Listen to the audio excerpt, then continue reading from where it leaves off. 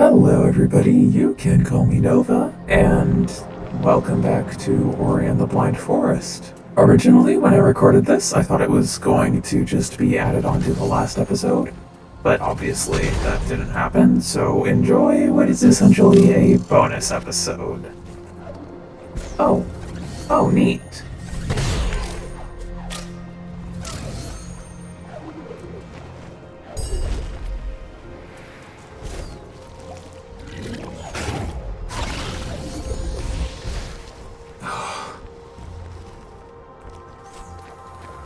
It's gonna be hard to get back up there, isn't it? Is it not possible to get out?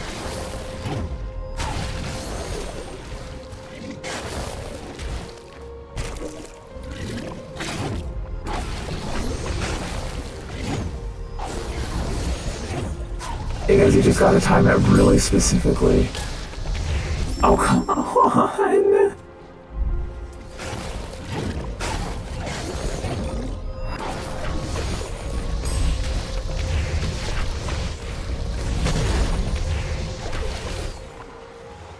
Okay, made it.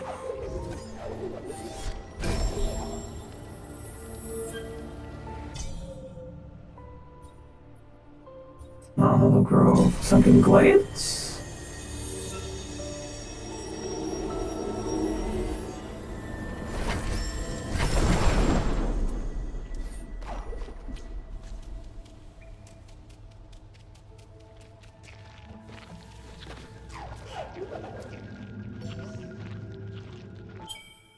Oops, okay, I've gotta go. I'll go this way and get that, ancestral tree.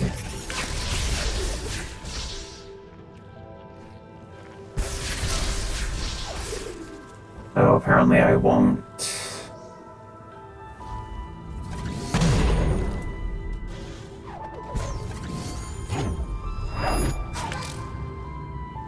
Oh, that's not safe ground. I thought that was safe ground.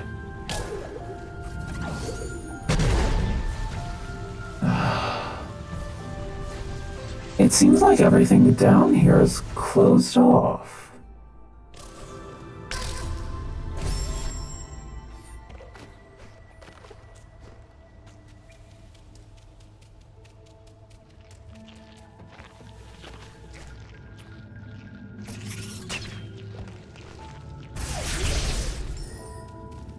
Oh yeah, it's definitely this way. I just forbore. Huh? It's so hard to see. And my eyes are so bad. But it's probably pitch black on purpose. Huh? Huh?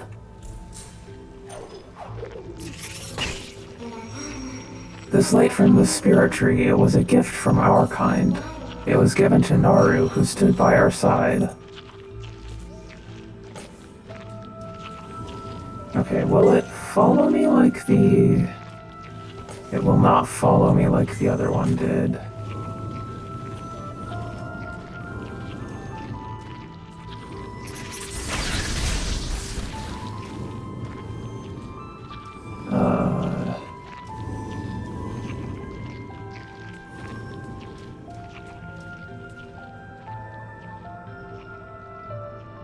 And I'm pretty sure it...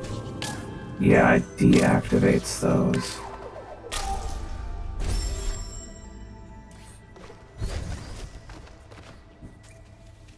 I'm pretty sure I'm supposed to bring it here, but I don't get how.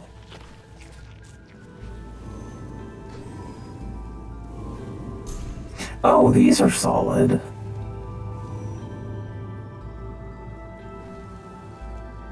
Ah.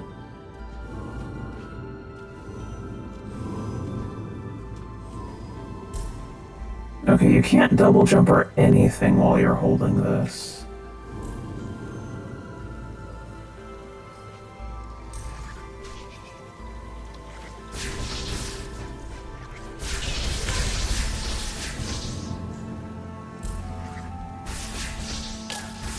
Oh no. I'm I'm just gonna... yeah.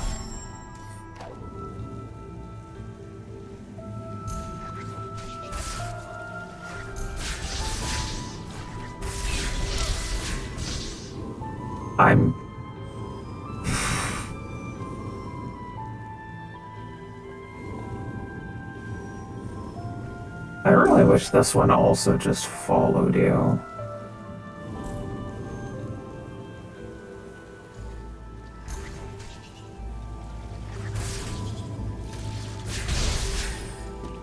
Okay, don't have to worry about that one now.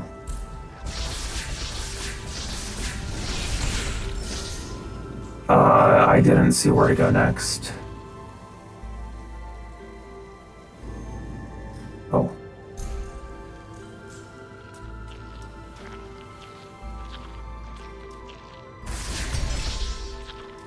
Didn't really need that, but it was in the way.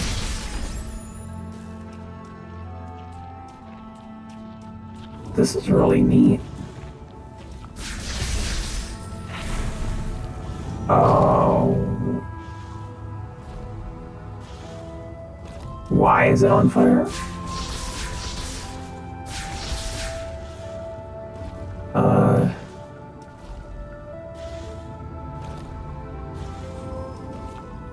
I don't think I can take Naru's light with me this way.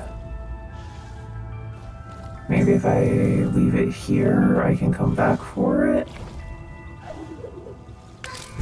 Yeah.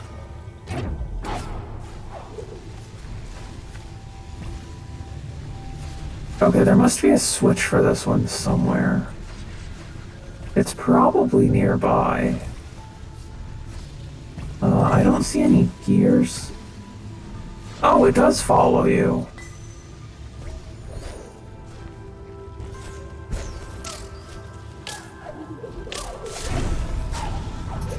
Wait, how did that... I didn't know you could catch these on fire. How did that even happen? Oh.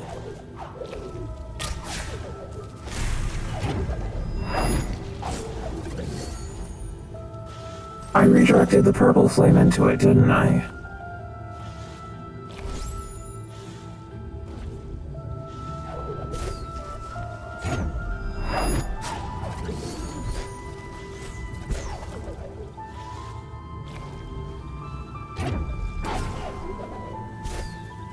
No?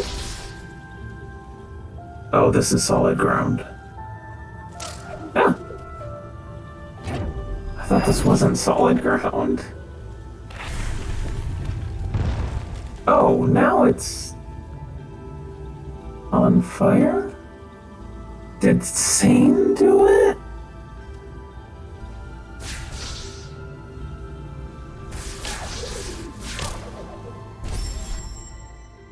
I don't get it.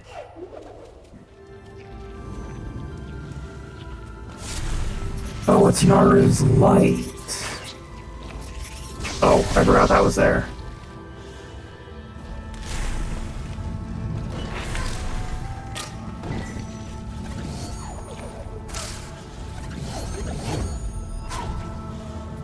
Oh, will it teleport back up here? Okay.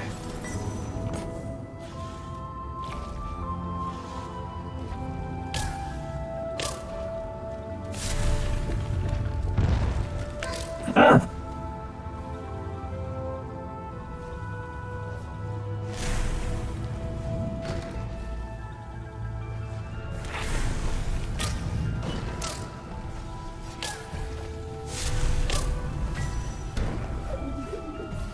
Oh, it opened. I'm saving here. I don't want to redo all that. I could just do this.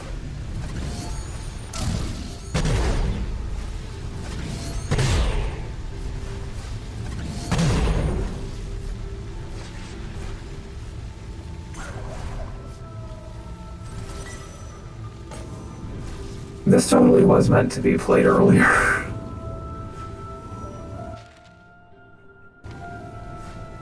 Oh, there's the next one, or... Okay, this one goes up.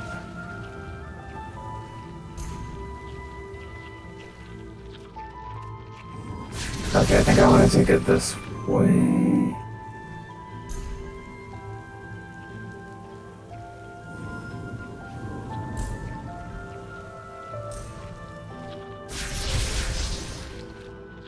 I'm gonna save real quick.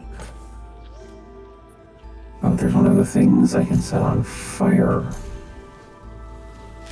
What does it... Oh, nice. And there's probably nothing over there. Oh, I thought I was gonna fall all the way down for a second.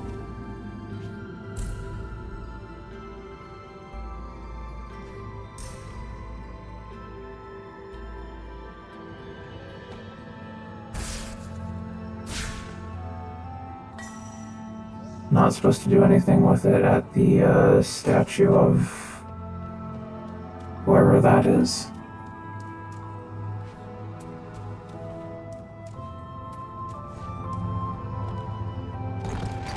Oh! I guess I'll go up first.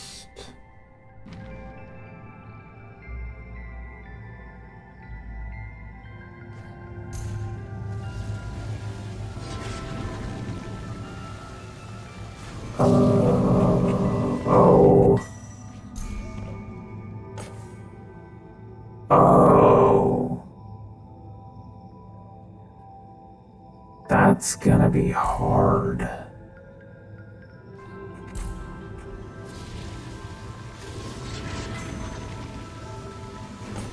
Oh, okay, I'm gonna jump over to the next one.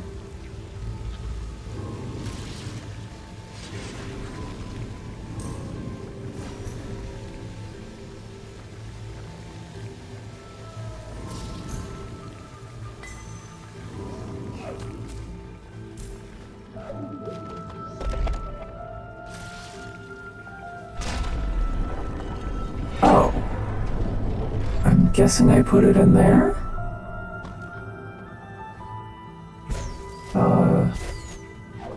It'll reappear.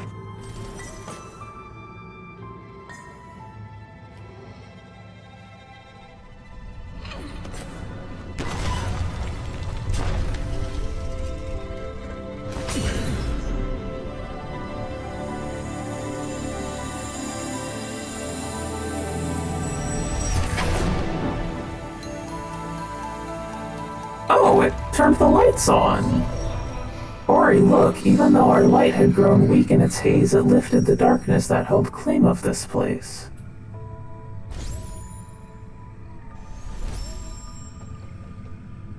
Oh, that's cool.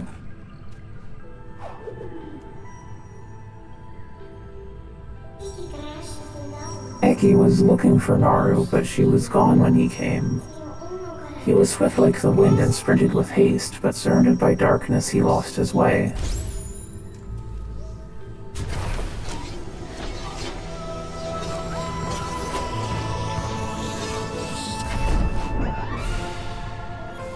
We finally learned dash.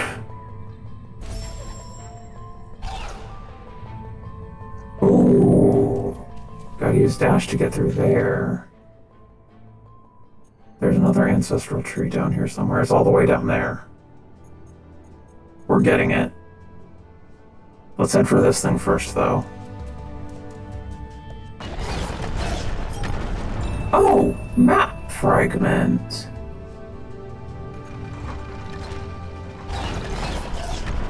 Oh, that's fun. I'm gonna overuse that.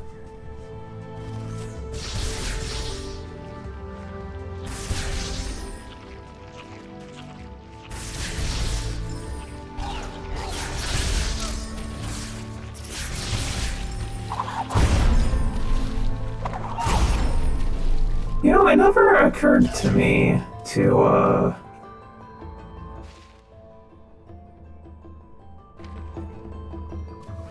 knock those off the O.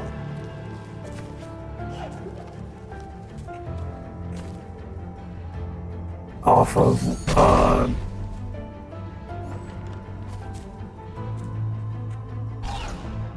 Okay, there must be something down here. Lost Grove. Oh, that's cool. Oh.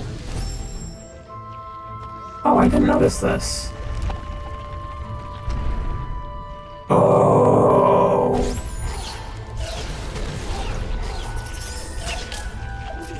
Yeah. I'm doing it wrong. I'm gonna have to go back up. I'm getting rid of these. Actually, you know what? Maybe I'll go down first? Nah, I want to head for the, save spot. Oh, that was a mistake. I don't know why I'm having so much trouble hitting control. I do it all the time in Minecraft.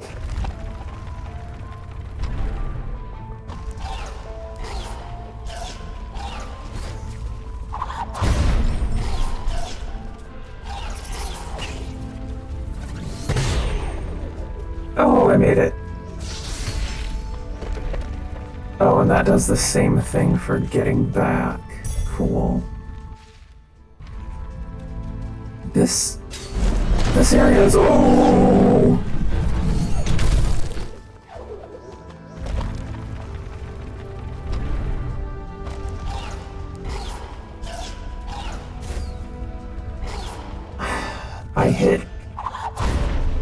I keep hitting shift instead of control there.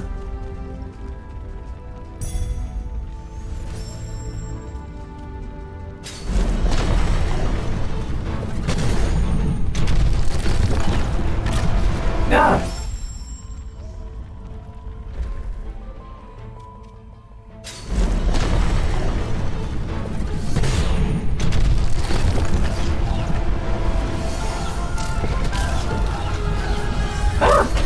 Oh, I have to get up. Do I have to get up there?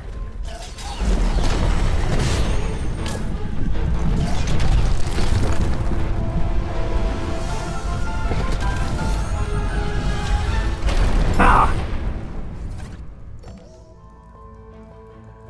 Oh, radar run. Escape the boulder in Blackroot Burrows.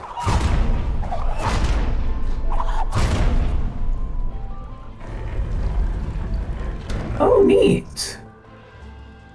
Oh, that's where the map is. You cannot create a soul link in an unsafe zone. Nice.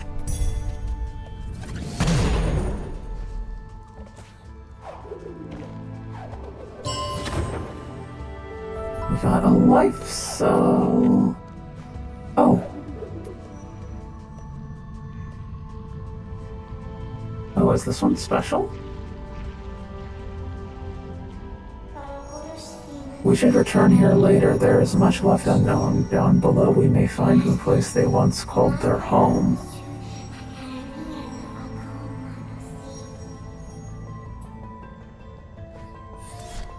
I'm still gonna save.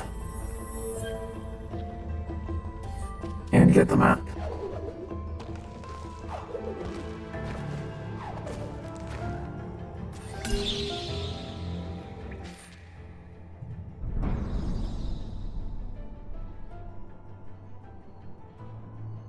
Oh, it's huge.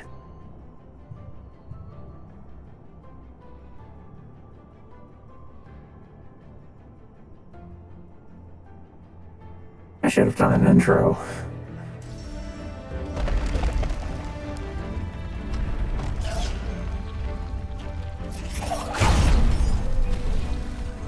Okay, we're back in Lost Grove.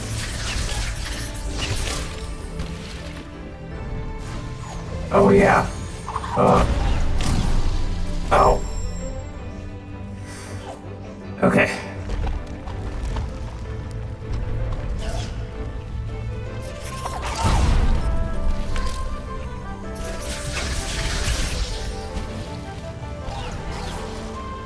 Hey. Is there gonna be another one down here? This looks like a safe spot. Oh.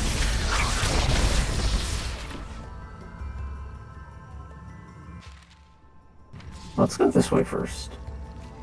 I want to get the...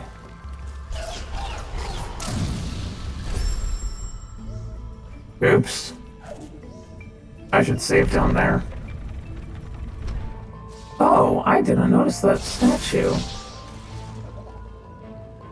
I've kind of been wondering...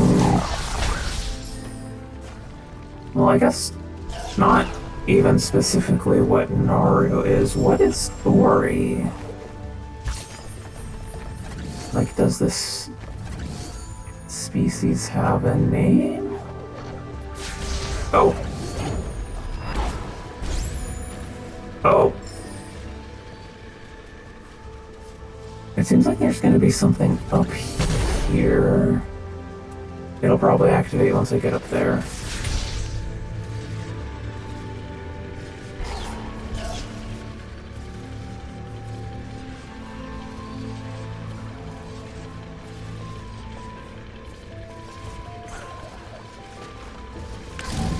Oh.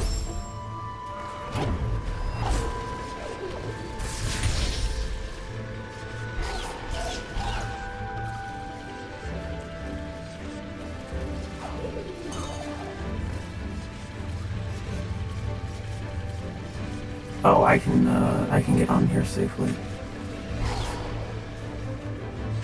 Oh.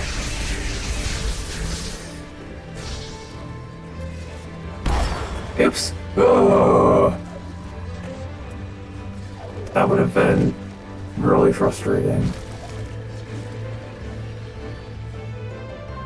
Oh, did I? Is that Naru? Light and dark in innocence born.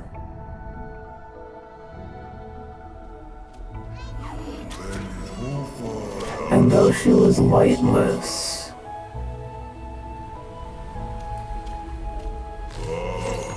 a friendship still formed.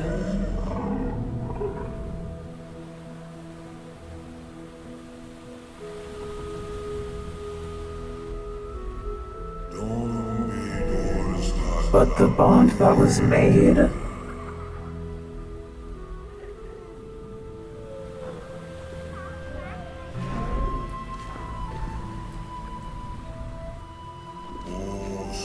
would soon be dissolved. Oh no.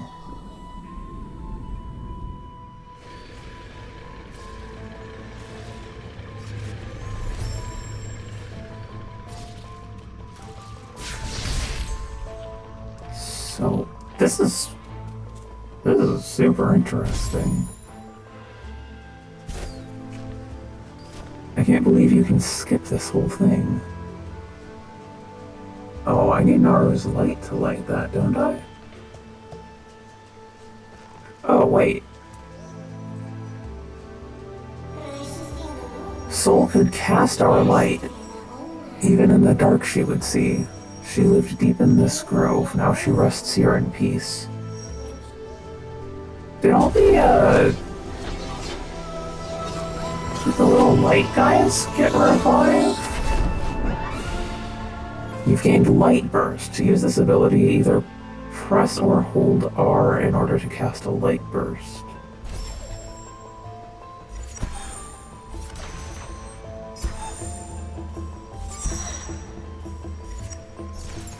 So what's the difference between casting and holding?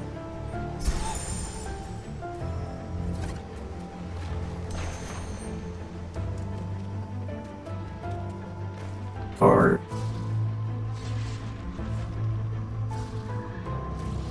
you know what I mean. Okay, I'm guessing the, lantern in there... Yeah, I'm guessing that opens the... Oh. Or it does that. Hmm.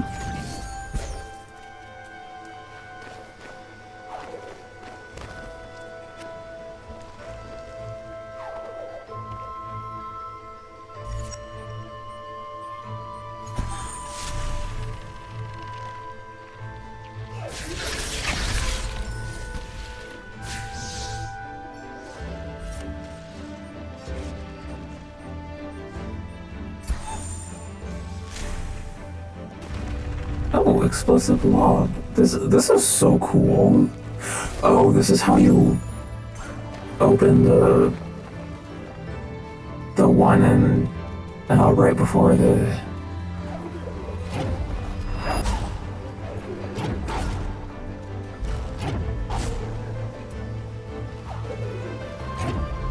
Right before the cold place.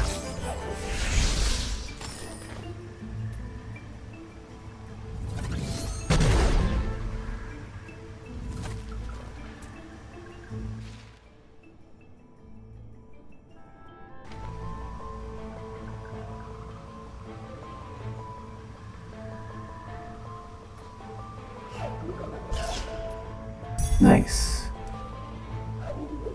Oh, spikes. No, we're exploring this whole place.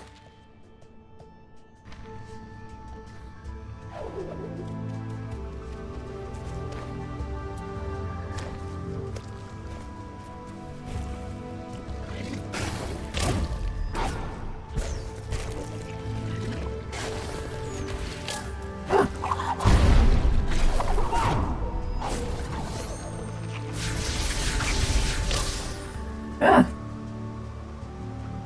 Okay, there's a thing to light over there. Can I... Okay, that makes sense. No, I missed.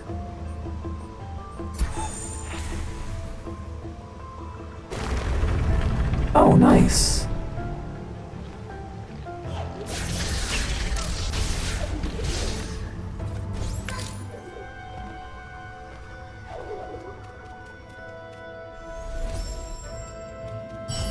Ooh, nice. Alright, that's everything here. So now we go down. Isn't that where we came from? No, we came from over here.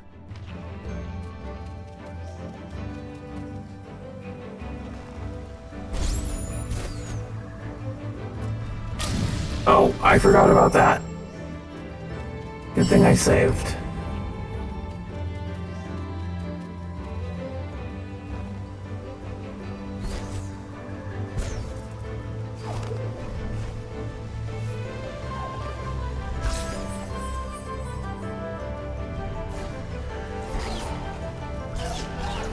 Oh, okay, I barely made it.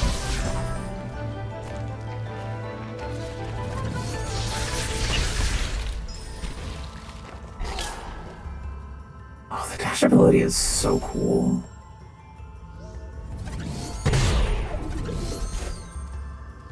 Oh, I didn't think there was a standable ground over here. This is awesome.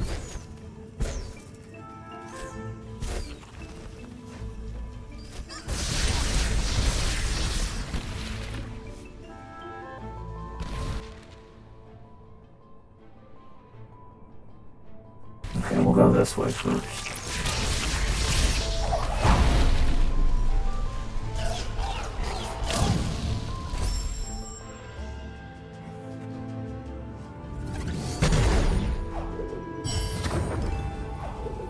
I can get a dash-related ability now, right? Oh, no, not yet.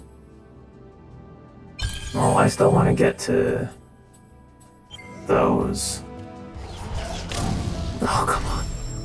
Oh, you have to jump up there, don't you?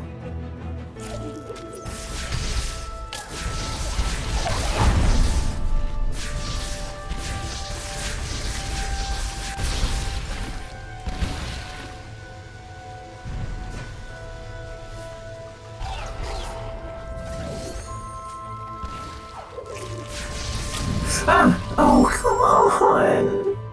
I thought I was holding shift.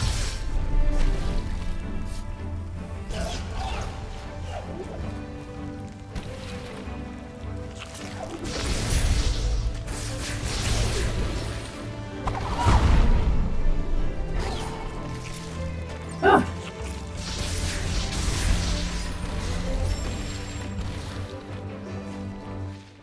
This is so cool.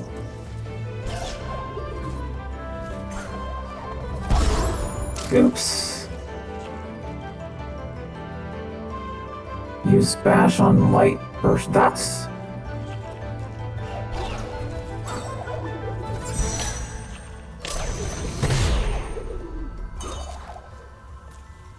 I should probably throw the light burst first. Oh, I made it. Oh, I can't believe I made it. Oh.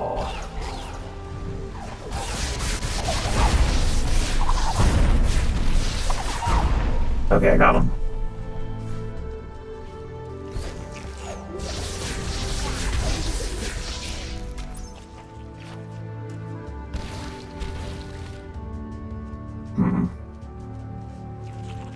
Is there a thing? If I just lob this up here.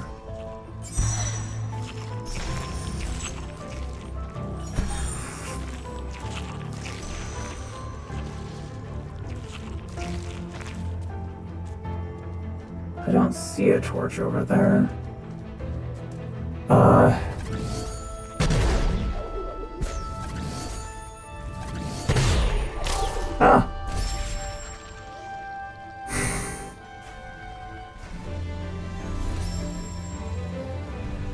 Oh! I got Lifesaver Crate over 50 soul links.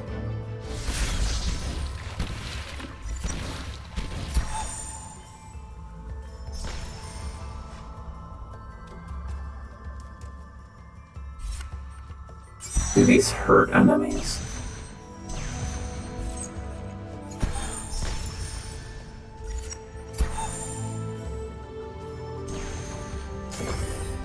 Oh, nice.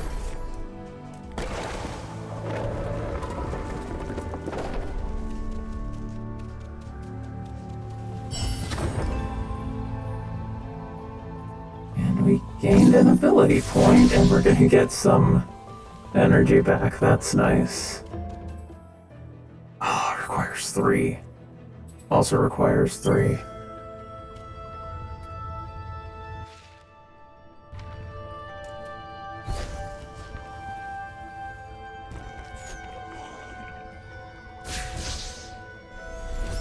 Oops, I meant to...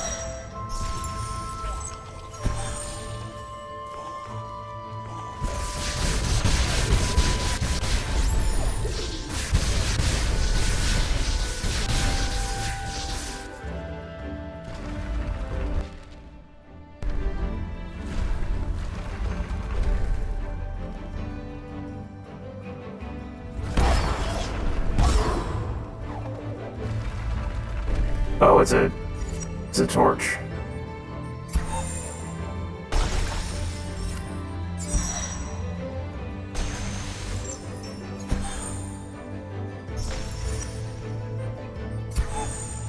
This is really cool.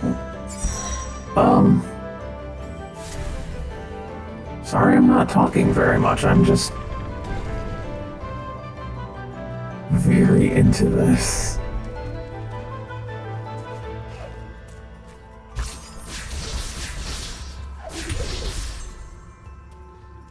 This area is so cool, and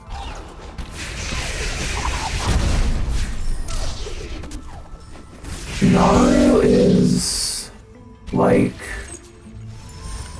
So that seemed like there are creatures made from light and darkness, and Naru is made from darkness?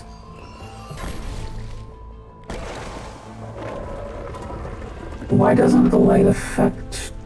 Is it because she was given a light as a gift?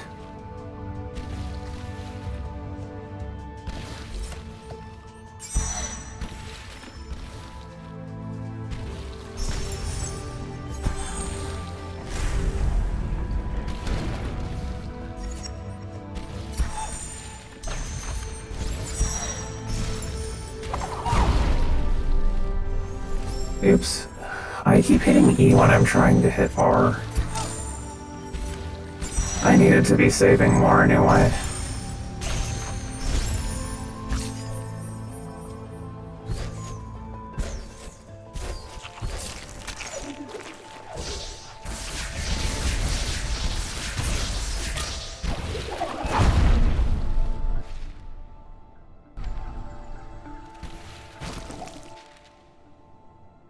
Okay, there's another save thing down here.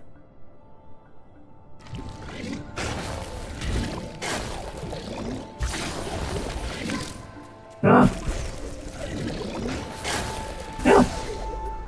Those things are supposed to hide when I get close to them. Oh, this is so pretty.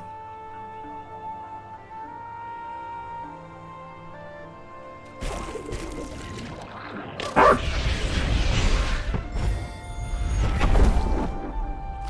Oh, I gained an ability point.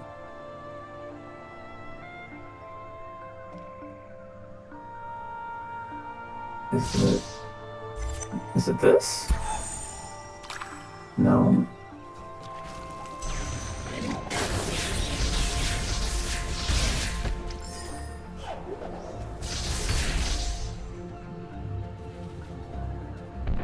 Smash on light bursts. Oh, that's so cool.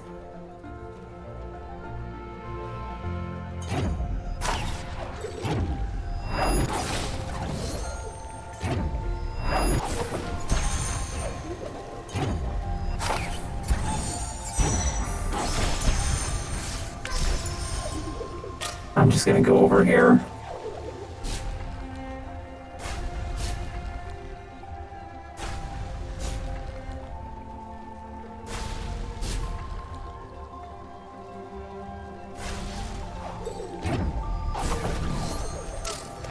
Ah.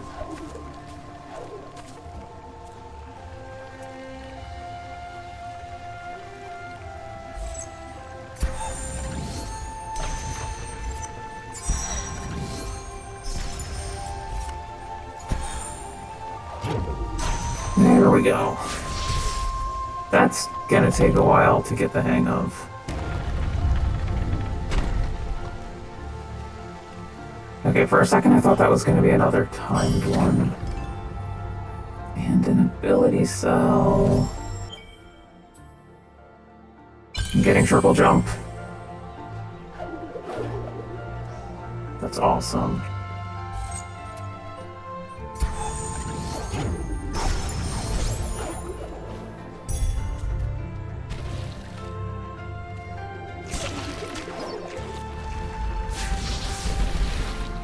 Wait, what opened? Oh, that over there. Oh, what's this do? Oh, nice. Cool, cool, cool. We get to keep going. Ah!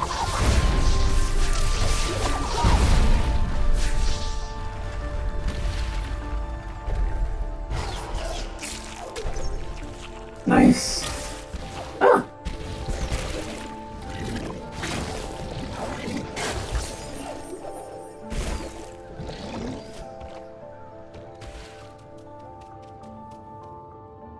What's this?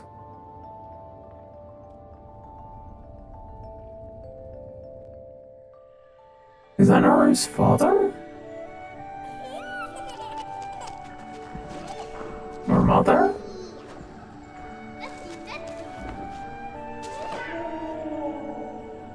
I mean, obviously that's one of Naru's parents, but was that literally them or like a statue? Oh, this is so cute.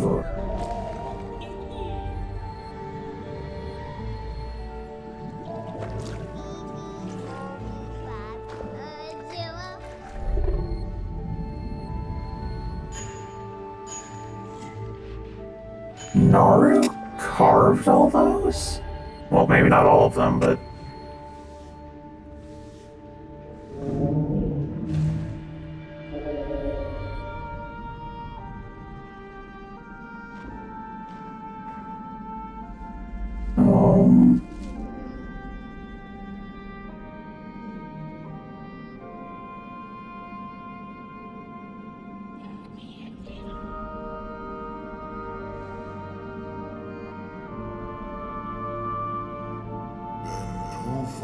After his passing, she left and never returned. Oh,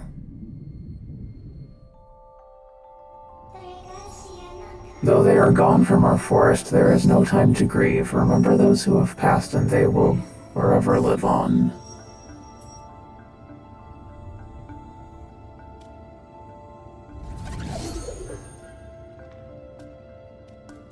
This is really neat.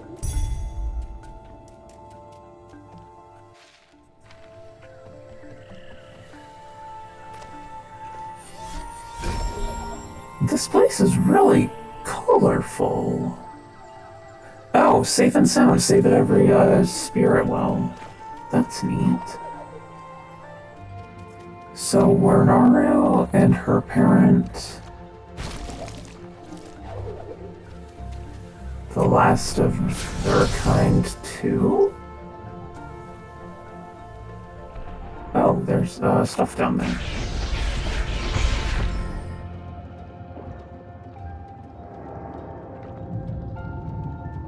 You can't control in water.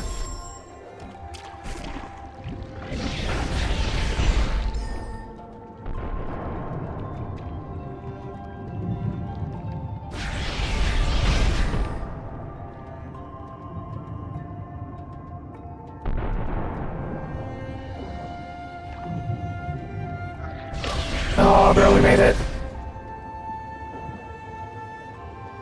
This would be so stressful if I didn't have water breathing.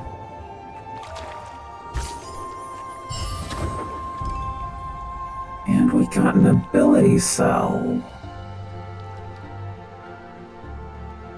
I think we need 6 total to unlock every skill. I want to unlock every skill and then go back to Mount Horu. I think that'll be fun.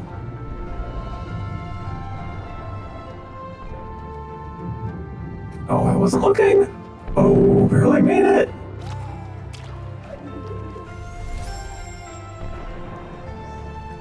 So, I've had plenty of time to think about this game, this story, these characters, and put my final thoughts together. And I just want to start by saying, not only do I love this game so much that I put off going to Mount Horu for as long as I could justify doing that, I also decided I wanted to 100% the map, find all the pickups, and max out Ori's skills.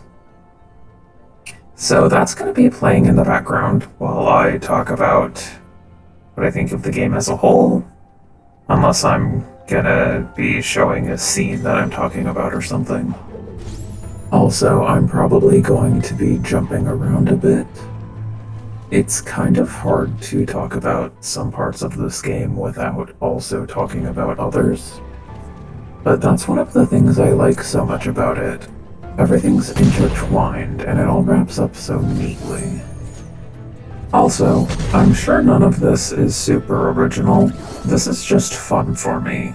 So, this is like Grief the game. Grief is like one of the most, if not the most, prominent theme in this game. 100%. It kicks off the entire story, and every major character is going through grief of some kind. Naturally, there is also a lot of love, and a lot of kindness is the best way I can think to phrase it right now, but I'll get into that later. I'm gonna start with the grief, specifically Kuro, because that's her entire arc. That's cute. I wonder who drew it.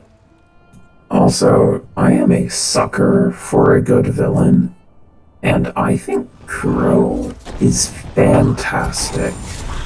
She is wonderfully written, she's terrifying, and despite everything, she is sympathetic.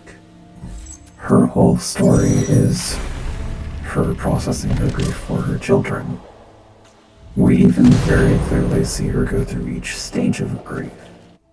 Depression when she found them, anger at the spirit tree, And it took me a while to realize this, but her attack on the spirit tree was also a bargain. The spirit tree's light, the lives of his children, and dooming the entire forest in exchange for the safety of her last child, all while in denial that that child was never going to hatch.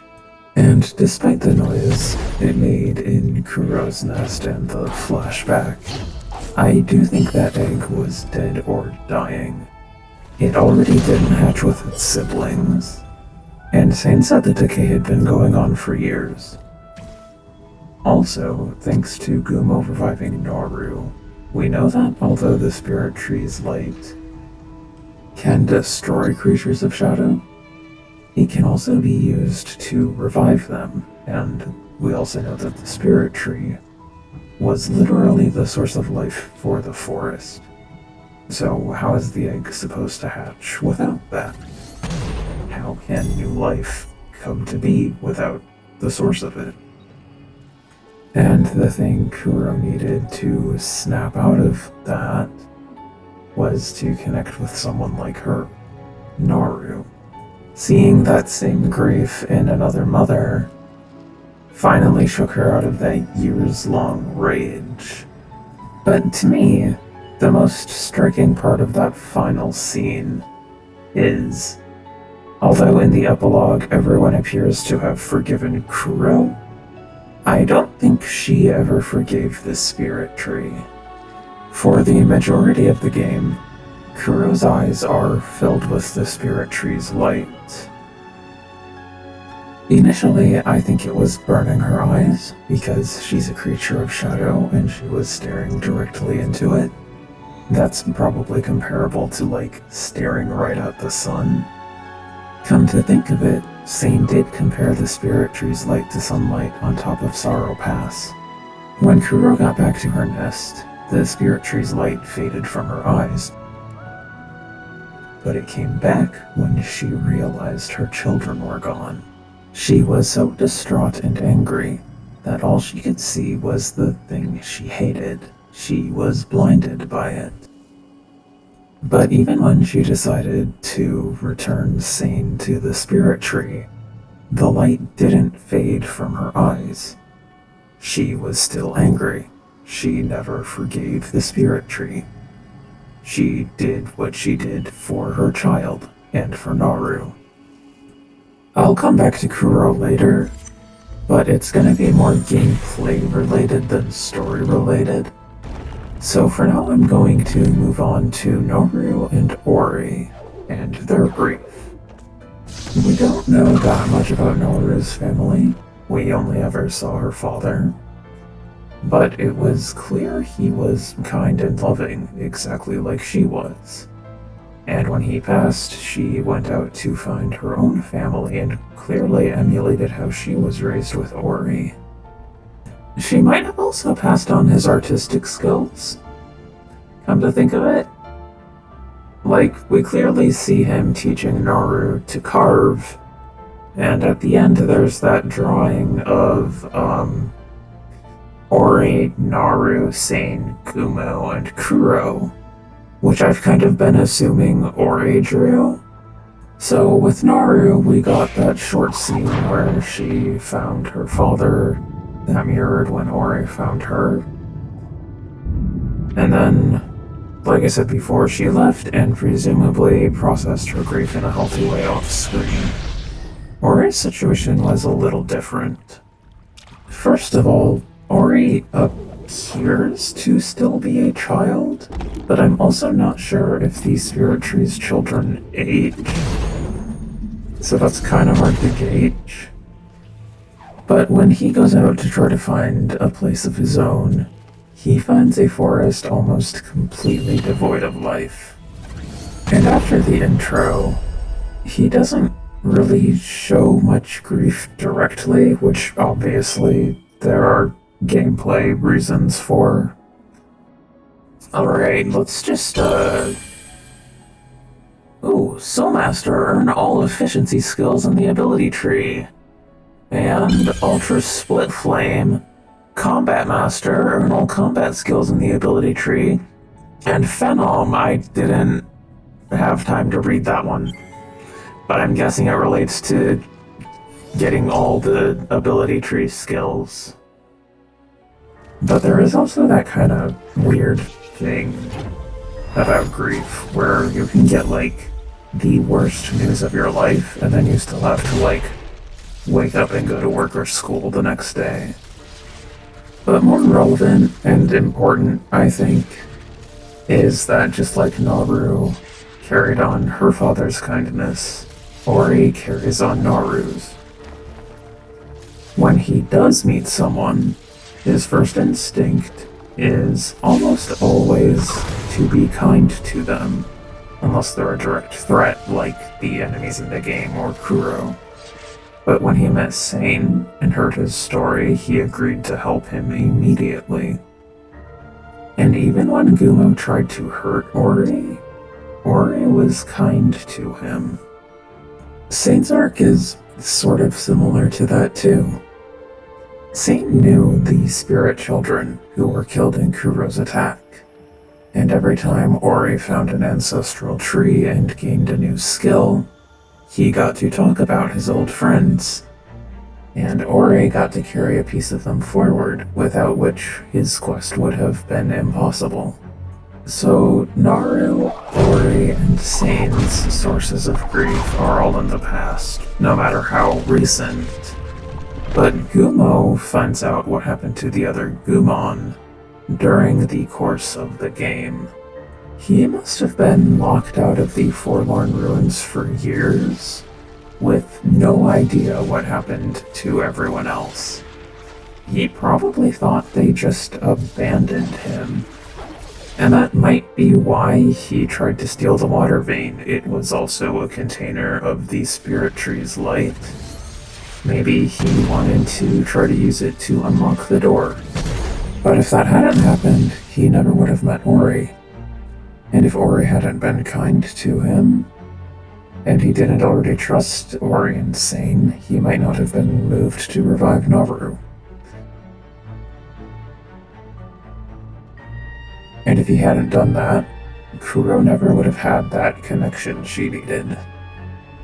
If Naru hadn't raised Ori to be kind, if Ori had not passed that kindness on to Gumo, if Gumo had not trusted Ori and Sane to the point where he was willing to give up the Gumon's spirit-like container and his home to revive Naru, and if Naru hadn't, whether she meant to or not, reached out to Kuro, the forest would have burned to the ground and they all would have failed. I've never been great at transitions, so I'm just gonna move on to the next thing I wanted to talk about, which is the whole creatures of light and creatures of shadow thing. Normally, you'd probably expect the creatures of light to represent life, and the creatures of shadow to represent death. And at first glance, it looks like that's the case in this game too. The Spirit Tree's light is the source of life for the forest. And Kuro, this gigantic creature of shadow, snuffs it out, kills his children, and appears to just be trying to destroy the forest for no reason. Oh, Master Guardian, collect all health cells, that's cool. That one was hard. Alright, Forlorn Ruins, 100% now. But of course, later we find out the Spirit Tree's light killed her children. And we see Naru's father trying to keep her away from the Spirit Tree's children. Presumably because they could hurt her. Like I said before, Naru and her father are both clearly good parents. Problem solved. And before the attack, we have no reason to think Kuro was anything but a loving and devoted mother. Okay, Valley of the Wind, 100%. At the very beginning of the flashback of her backstory, we even see her trying to keep her children in the nest where they'd be safe. Or safer. And something that stood out to me while I was playing was how colorful Naru's childhood home was, something you wouldn't normally expect from a creature of shadow. So I really don't think the creatures of shadow represent death. Because although the spirit tree's light is the source of life for the forest, and in the right circumstances can revive creatures of shadow, it is still highly destructive. It's life and death. And Kuro specifically was an interruption. The difference between the creatures of light and the creatures of shadow that stood out to me most is actually that the creatures of light were reckless. They threw the spirit tree's light around, literally, on more than one occasion without regard for how it could harm the creatures of shadow. Meanwhile, the creatures of shadow tend to be very cautious, very nurturing, very protective of those they love. So that's what stood out to me, recklessness and caution. I've also been thinking about where the Gumon might lie between creatures of light and creatures of shadow.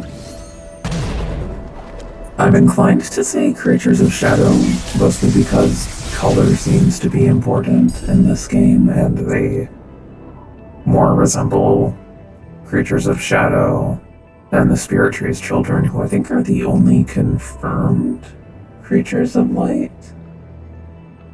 They also use the spirit tree's light to create, but they use it in a more controlled manner that I think more resembles creatures of shadow. But Gumo also wasn't afraid to handle it at all. Maybe he was just confident in how the Gumon had it contained. I also think Gumo's eyes are interesting. They start out pretty white and featureless, fairly reminiscent of the spirit tree's light, not in the way that Kuro's are literally filled with it, just the color. But by the time he revives Naru, you can see them clearly, and they're orange, like Kuro's. You can also see Gumo a lot more clearly in general. That might just be because it's a close-up, but I didn't notice until then that he has feathers. Since noticing that, I definitely think they're creatures of shadow. I also like the common thread that they are all the last of. Ori is the last of the spirit tree's children. Sane is the last of the spirit tree's light. Naru appears to be the last of her kind. Gumo is definitely the last Gumon. And Kuro... There are other owls, but they're nothing like her. And throughout the game, she's at least the last of her family. And now her child will be the last of her family. I also like the mirroring between Kuro and Naru. Kuro's story starts with her losing her children, while Naru's starts with her sacrificing herself to care for Ori. Naru is revived around the same time that Kuro really starts,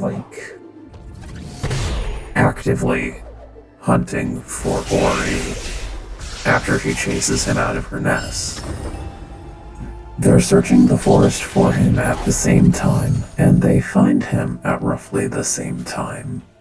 And at the end, their stories reverse. Kuro sacrifices herself to care for her child, and Naru gets Ori back, as well as Kuro's child. And like I said last episode, I wasn't expecting Kuro to die. I'm not sure exactly what I was expecting to happen to her. I did spend a good chunk of the game hoping she would connect with Naru and fix what she'd done. But then I guess I was thinking Ori gets an anti-Kuro. I don't dislike how it ended though. I do like how it mirrors Naru. I do wonder if her child might be her reincarnation in the next game. I'll find out. I do have the sequel and I am going to play it. I'm really looking forward to it. I think that's everything I wanted to say about the story. So now I'm going to talk about the gameplay stuff I really liked. My favorite parts of the game are definitely the escape sequences. I love the music. I love the levels. They almost feel rhythm game-like. And they're just really fun. They're really good. There's a reason the Ginso tree stuck with me so prominently for so long. It's just that good. And this didn't really jump out to me until I was like writing out my final thoughts, but Kuro is there at the end of every escape. She knocks Ori off the Ginso tree, she chases him out of her nest after the Forlorn Ruins, and she snatches him out of the air after Mount Horu. And I just think that's kind of neat. I also like how the music during the escape sequences kind of like builds on top of each other. Like the music during the escape from the Forlorn Ruins sounds a lot like the music from the escape in the Ginso tree, but there's more layered on, and then Mount Horu still kind of has that same escape theme going, but it also adds Kuro's theme, and it adds intensity. I thought the music for that was very effective. I loved the whole Mount Horu escape. I think adding an active chase with Kuro was really cool.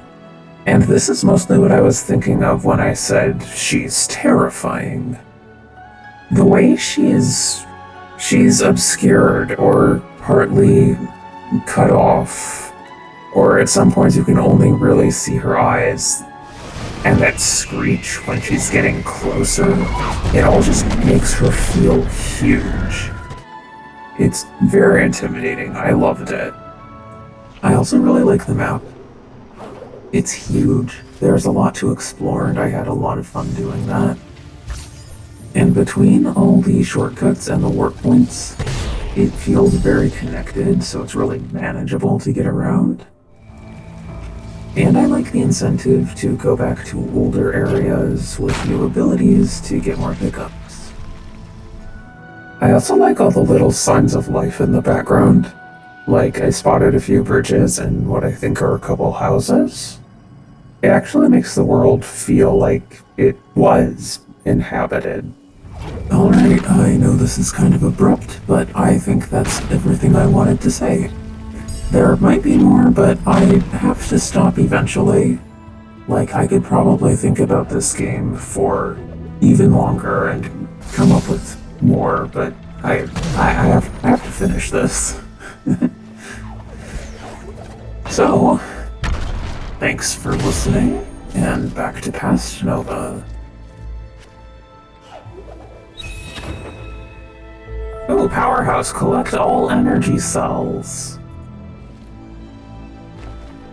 Wait. Oh, I never noticed that. Master of the Forest, visit 100% of the map. Oh, that's so cool.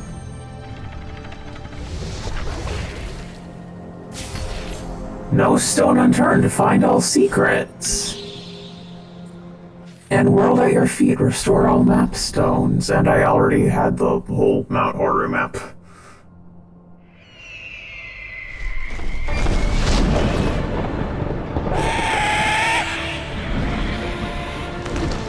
That entrance is so cool.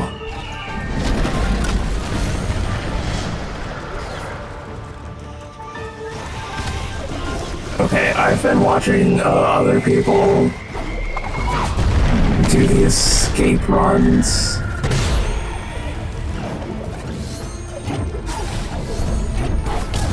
Oh. Okay, it has not helped. Man, this is so cool though.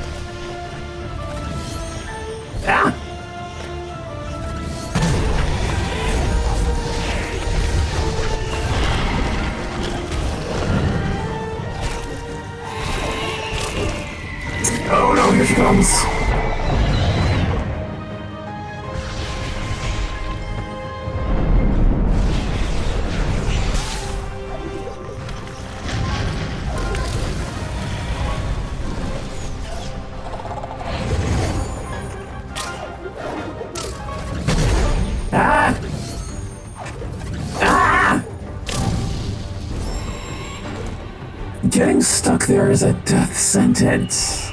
Actually, getting stuck anywhere in this level is a death sentence.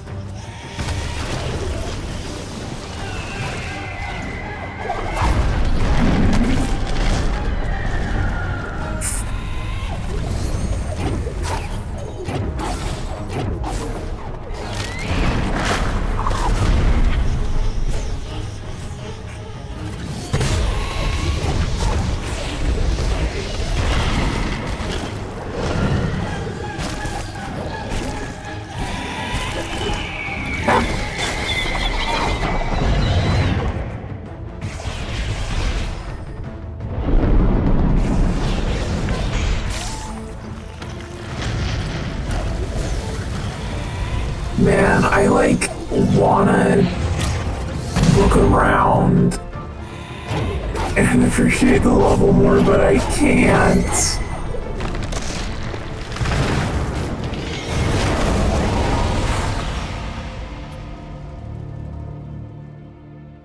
So, while the Mount Horror Escape is a lot more fun with the dash ability, nothing else changed. And because this last scene is incredible, I was totally immersed in it and didn't talk.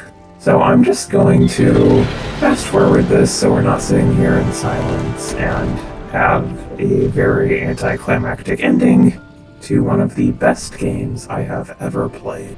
Thank you guys so much for watching. If you enjoyed the video, please consider leaving a like and maybe subscribing if you want to see more. For October, I plan to play Dredge, and probably some other spooky games, like Phasmophobia and Pressure, so that should be fun. I'm going to let the credits play out, because again, it feels weird not to. Thanks again, and see you next time.